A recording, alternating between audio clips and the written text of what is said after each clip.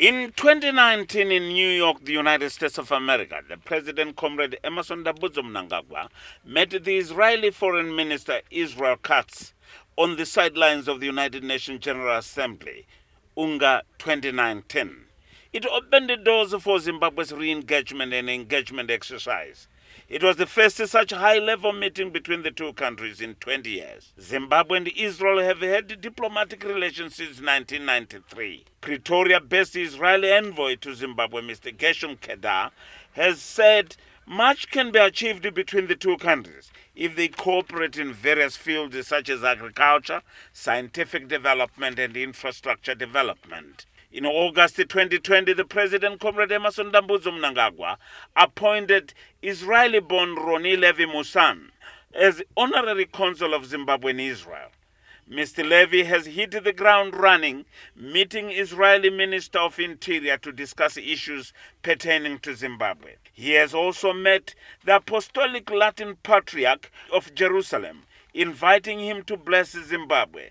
He met Archbishop Pisabala, head of the Holy Land Church, to come and bless Zimbabwe.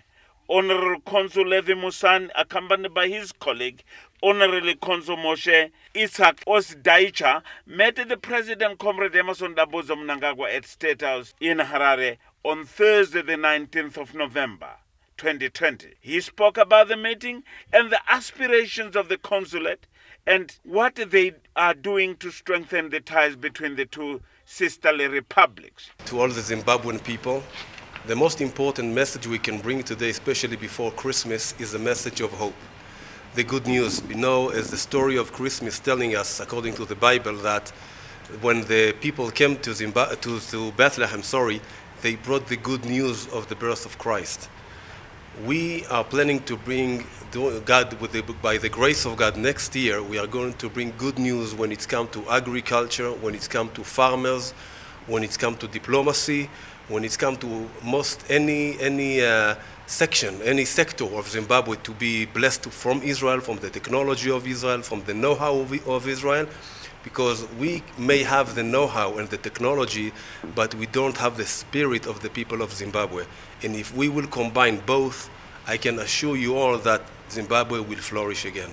I actually brought him a historic gift, which is the commemoration plaque of your president, which we placed on the commemoration wall at the Church of the Nativity, adjacent to the plaque of Pope Francis and Pope Benedict. And we did it as a gesture of faith and a gesture of honor to the people of Zimbabwe and the people, and of course the president and his family, because once you are connected to faith, you are connected to a blessing.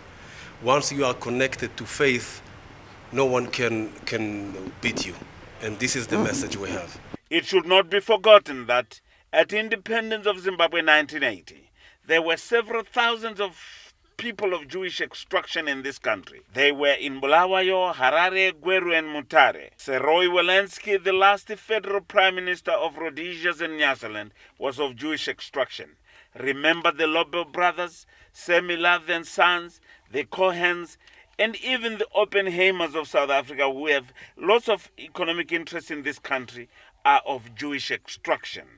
Ruben Barwe, ZBC News, State House.